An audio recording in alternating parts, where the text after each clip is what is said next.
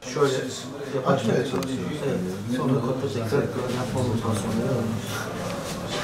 Buradan aşağıya bassana mı Cengiz, ne olacak? Şurada bu kadar osteotomi yapıyoruz. Çift seviye osteotomi. İki tarafta uzayacak bu. Tamam, biliyorum, gördüm zaten. Tamam mı?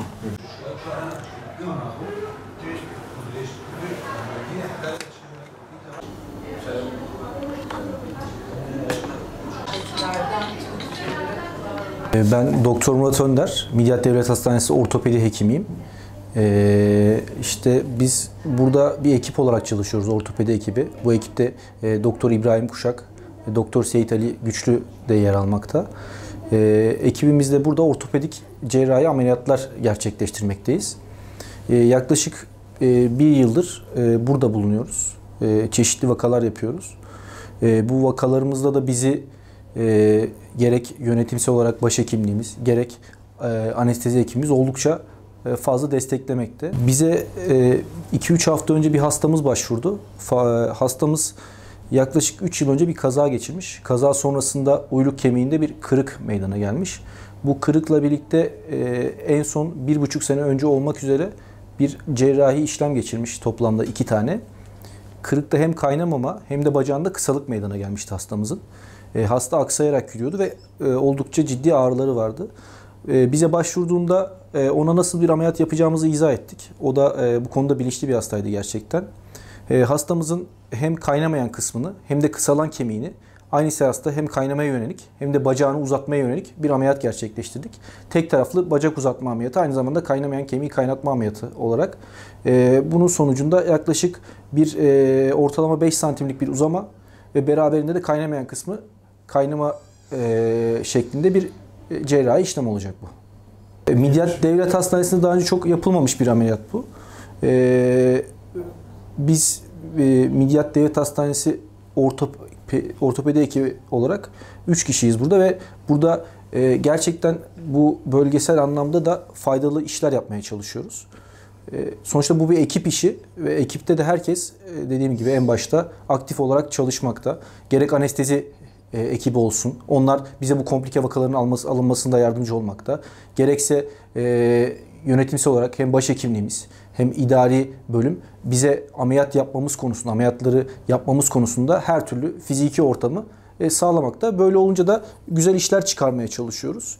Umarım da sonuçlarını olumlu olarak göreceğiz hepsini. Bu iki taraflı boy uzatma işlemleri ortopedik olarak yapılabilir bir işlemler. Aslında bundan çok farklı değil.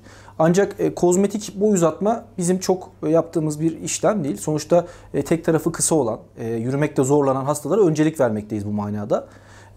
Bu hastalarımız da aynı gün aslında 2 hasta ameliyat ettik biz. Birinin uyluk kemiğini uzatıyoruz bu bir hastanın. Diğer hastanın da kaval kemiğinden uzatma gerçekleştiriyoruz. Öbür hastamız da hem kaval kemiğinde kısalık tek taraflı hem de bir deformitesi olan bir hastaydı.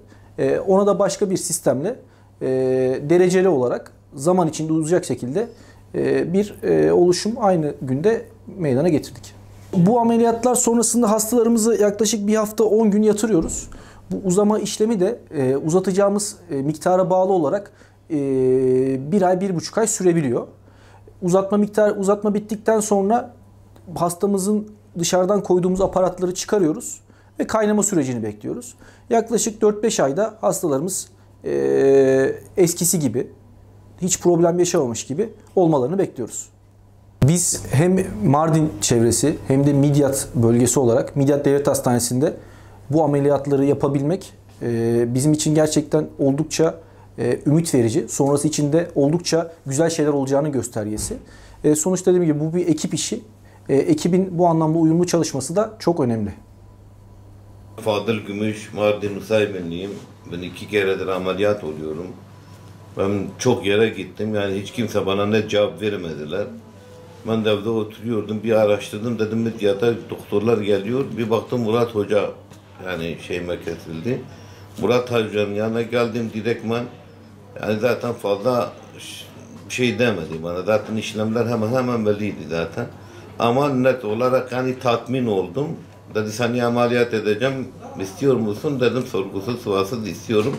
Murat gibi hoca lazım bu bölgelere, bütün ekipleri, hastane, yönetim gerçekten yani hepsinden Allah razı olsun. Böyle hekimlerimiz gerekli buraya, bu bölgeye. Çünkü bu bölgede çok kısıtlamalar olmuştu zamanında falan. Allah bin kere razı olsun. Emeği geçen herkesin de eline sağlık. Allah razı olsun. 4 yıldır pandeminin başından beri çekiyorum ben bunu. 2 keredir ameliyat oluyorum. Kaynama olmuyor. 2 ay, 3 ay kaynama oluyor. Ondan sonra olmuyor. Yani ağrılarından bak 4 senedir çekiyorum ben bu ağrıları falan. Yani bir türlü bir sonuç alamadım. İşte Murat Hoca'nın yanına geldim. Durumu izah ettim ona. Dedim hocam 4 senedir çekiyorum ben bunu. İşte hoca dedi bu işlemleri yapacağım sana. Bir kısaltma, hem uzatma hem o kaynamayan kemiği de yapacağım. Yeter ki gönlün rahat olsun. Ben zaten belliydi hocam. Yani direktman yani yapabileceğini biliyordum ben zaten.